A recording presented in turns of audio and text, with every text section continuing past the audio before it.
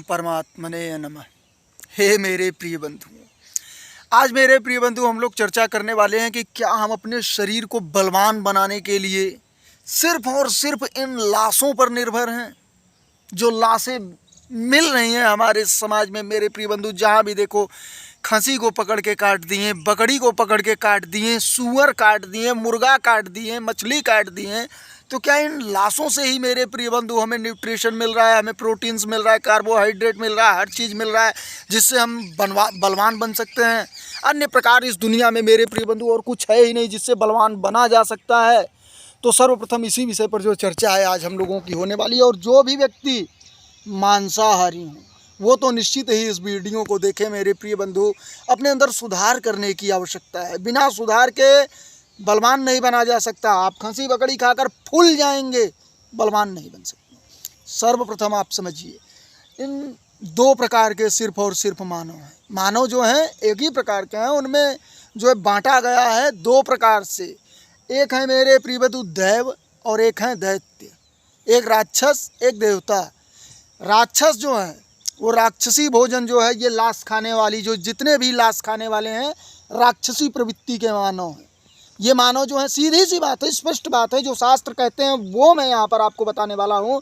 ये नहीं कि हमें जरा भी डर है किसी का कि कोई अगर मेरे प्रिय बंधु मांसाहारी हो तो वो कमेंट में गाली दे सकता है, कुछ भी कर सकता है। उनके दिमाग में, वो दिमाग से विक्षिप्त आदमी जो है वो कुछ भी कर सकते हैं, तो वो गाली दें उसकी टेंशन नहीं है। टेंशन ये है कि अगर वो छोड़ दें मेरे प्रिय बंधु तो उनका सुधार हो सकता है। तो ये जो दैत्य प्रकृति है, राक्षस प्रकृति है, ये मेरे प्रिय बंधु लाशों को खाने वाली प्रकृति, दैत्य प्रकृति। कोई भी मेरे प्रिय बंधु इस धरती पर ऐसा नहीं कि ये जाति वो जाति, ये सब बनाया गया अपने आप। लेकिन शास्त्र जो बताते हैं राक्षसी प्रवृत्ति, दैव प्रवृत्ति। आप लोग बताइए कि क्या पहले से आज तक देवता मजबूत रहे हैं, बलवान रहे हैं, ज्ञान रहे हैं, ध्यान रहे हैं, या फिर राक्षस रहे हैं? देवता रहे हैं। देवता क्या खाते थे? कंदमूल फल।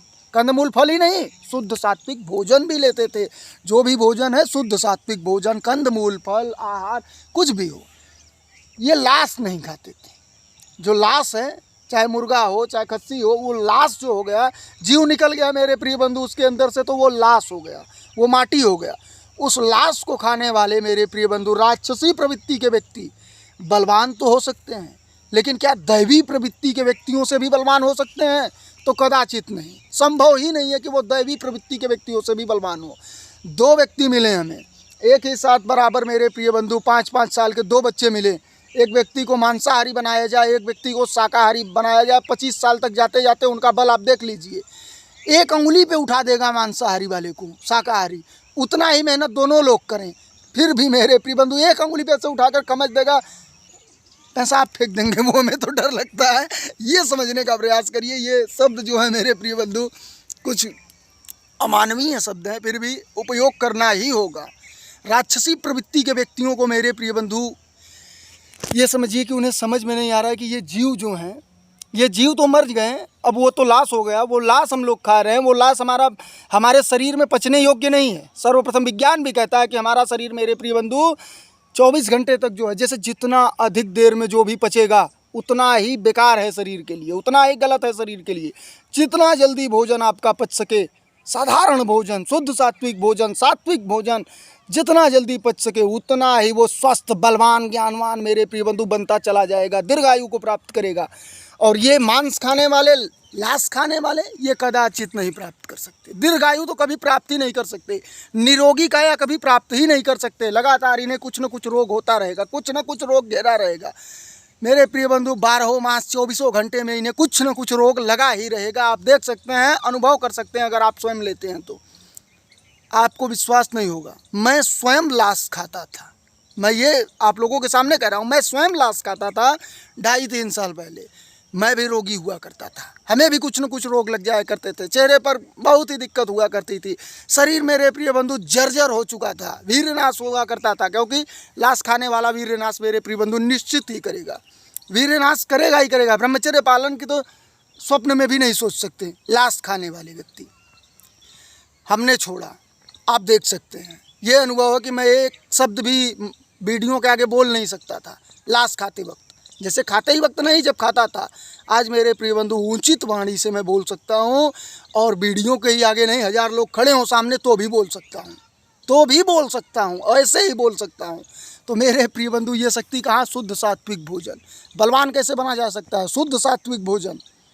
और मेरे प्रिय बंधु, बलवान बनने के लिए सर्वप्रथम आप समझिए कि अगर आप शुद्ध सात्विक भोजन में देसी गाय का दूध और उनसे बने पदार्थों को लेते हैं तो निश्चित ही आप मानिए कि आप अगले व्यक्ति से बहुत अधिक बलवान बन सकते हैं। और आयुर्वेद की कुछ औषधियों के विषय में जानिए, जैसे कि मेरे प्रिय बंधु हो गया शिलाजीत हो गया, शिलाजीत को आप मंगा सकते हैं, और अश्वगंधा, मुलेठी, इन सबको मेरे प्रिय बंधु जो भी हैं, और भी बहुत सी अधिक औषधियाँ हैं, उन सभी को देखिए और उन्हें मंगाइए। वो सब औषधियाँ बलवान बनाने वाली हैं। औषधि अर्थात ये पेड़ पालो जो हैं, ये औषधि हैं। इनमें से ही वो सब जो औषधि बता रहे हैं, इन्हीं में से निकलता है। शिलाजीत तो पहाड़ों पे से निकलता है। ये सब जो है कि सात्विक जो प्रकृति में मिल रही है, और प्रकृति से छीन कर जो प्रकृति में जीवित है। अब कौआ उड़ रहा है, मार दिए, गिर गया, मर गया, लाश हो गया, अब उसे खा रहे हैं। उसे खाकर मेरे प्रिय बंधु, वो लाश खाकर आप बलवान नहीं बन सकते। और दूसरी बात, पाप इतना चढ़ जाएगा कि ऐसा रोग पकड़ेगा कि ख़त्म हो जाओगे। अधिक लंबे समय तक आयु भी आपकी नहीं होगी, आयु क्षीण होती जाएगी लाश खाने से। लंबे समय तक जी नहीं सकते, दीर्घायु बन नहीं सकते, बलवान हो नहीं सकते उस लेवल पर जिस लेवल पर सात्विक व्यक्ति बलवान हो सकता है। ये अपना विचार है, अपना मत है। आप अपना मत जरूर प्रकट करें वीडियो में कमेंट के माध्यम से। ओम परमात्मने नमः।